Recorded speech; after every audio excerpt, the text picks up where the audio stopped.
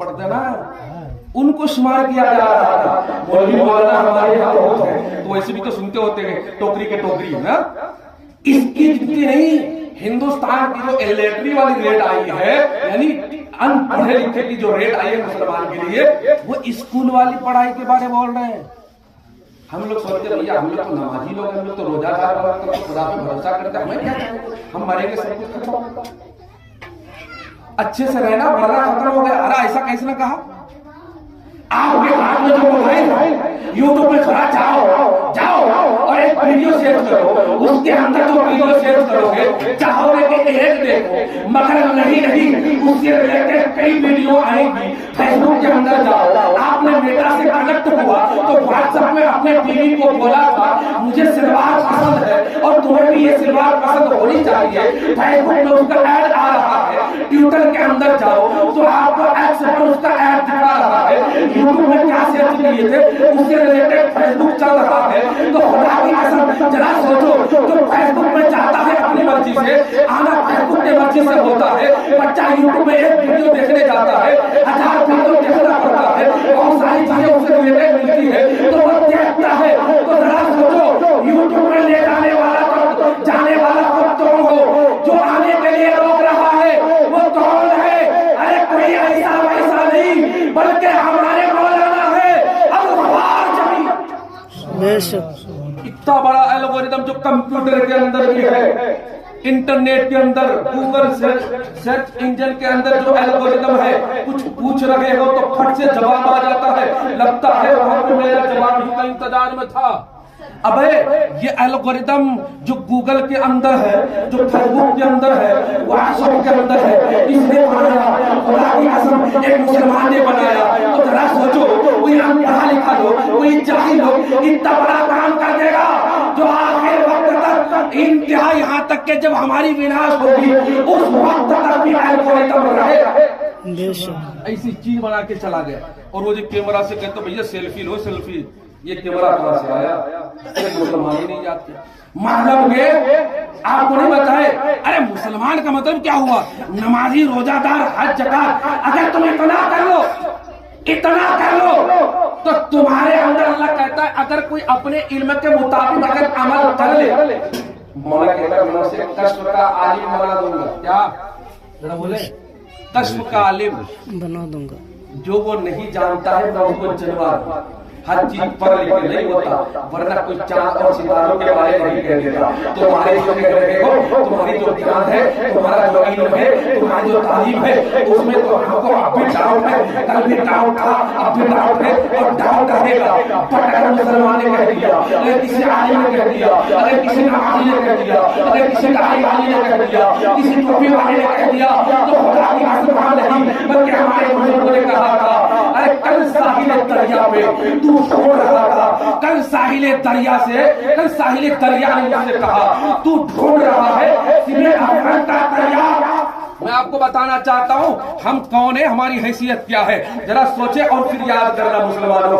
कहते हैं कल जो साहिल दरिया पे, कल साहिल दरिया ने मुझसे कहा, यानी कल साहिल दरिया ने मुझसे कहा तुम ढूंढ रहा है सिरे अफगान का दरिया, तू ढूंढ रहा है सिरे अफगान का दरिया। हाँ मेरे पास एक नुक्ता है, शमशीर के मानी बरंदा साइकिल रोशन बर्रा की पहचान है कि आफाक में गुण है। अरे मोमिन की पहचान ये है कि इसमें गुण है आफाक। अरे मोमिन तो ये है कि साइंस उसकी दुनिया हो, साइंस उनके पास आए। ये जो तुम ज्योग्राफिया देख रहे हो, ये जो ऊपर एस्ट्रोनॉमी तुम देख रहे हो, सूरज का इल्म देख रहे हो, जितने भी इल्म ऐसे हैं जो तुम्हारे अक्ल से बाहर है, वो तो तुम्हारे अक्ल के अंदर आएंगी। कब आएंगे? जब आप चाहेंगे कि हमें वहां जाना है। कहा? जहां सबको जाना है। ये सबको मालूम है। एक आखिरी बात बोल के रुखसत हो जाऊंगा। मेरे मोहतरम सबको मालूम है ना कि हम लोग को मरना है ना? है ना? सबको मालूम। भैया परसों एक लड़के का एक्सीडेंट हो गया, हम लोगों ने देखा, बहुत भयंकर एक्सीडेंट हुआ था। अरे घर वाले कह रहे थे हम पे तो कयामत आ गई, अम्मी, अब्बा, भैया, बाबू क्या हो गया? अबे मेरा भाई मर गया, तो फिर अरे भाई मर गया, अब मेरी शादी कैसी होगी, मेरी शादी कैसी होगी है? मेरी अपनी शादी कौन लाएगा, मेरे भतीजे और भांजे को स्कूल कौन ले जाएगा, उनका फीस कौन देगा? मेरा भैया वही 1 साल के बाद सऊदी अरबिया जाने वाला था, आज उसका पासपोर्ट भी बन गया था, सब कुछ बन चुका था, रेडी था। अब भैया जाता और वो पहुंचता और पैसे भेजता, मगर अचानक सडनली अभी वो मर गया। इतना बड़ा नौजवान था जिनके पीछे बहुत सारी उम्मीदें लगी हुई थी। मैंने बोला क्या हुआ तब? बोले हम लोगों पर कयामत है। मैंने देखा, गौर से देखा, बस कयामत आ गई। हमने जाना, हमने पढ़ा, हमने सुना, अगर कोई आलिम मर जाए, रोले रोले रोले, कोई आलिम मर जाए, अल्लाह के नबी की हदीस है, आलिम मर गया गोया उनको कयामत आ गया, आलिम का मरना गोया कयामत का आना है। मगर यहाँ तो उल्टा है, यहाँ तो उल्टा है, भैया मर गया कयामत आ गया। अरे ये कैसी कयामत है तुम्हारी?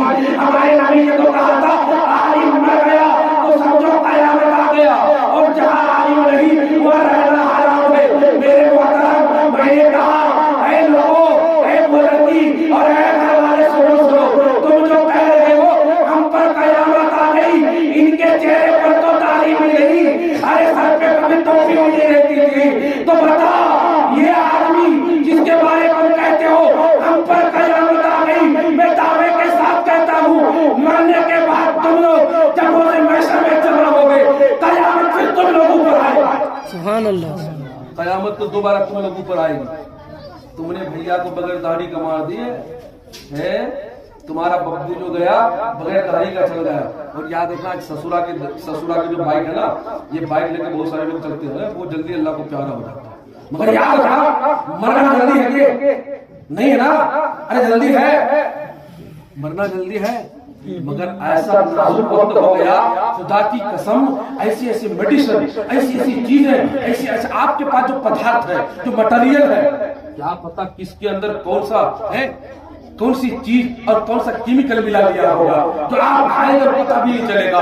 उस दौर से इस दौर में मौत बहुत आसान हो गया था। लोग कहते थे तलवार तक चलती थी तो उस वक्त लोग ज्यादा मारे जाते थे, नहीं, अभी टाटा से लोग मारे जाते हैं, जिसके बाद ज्यादा नंबर वो इतना जल्दी मरता है, यानी कि जितना एडवांस लोग होता है इतना ही करीब जाता है। समझ रहे? अभी बहुत एडवांस हो गया, इसलिए मौत भी बहुत जल्दी हो जाती है, सडनली लोग बहुत सारे मर जाते हैं। तो मेरे मतलब मैं कहना चाह रहा हूँ, आपको जाना है कि नहीं जाना है? सबको जाना है।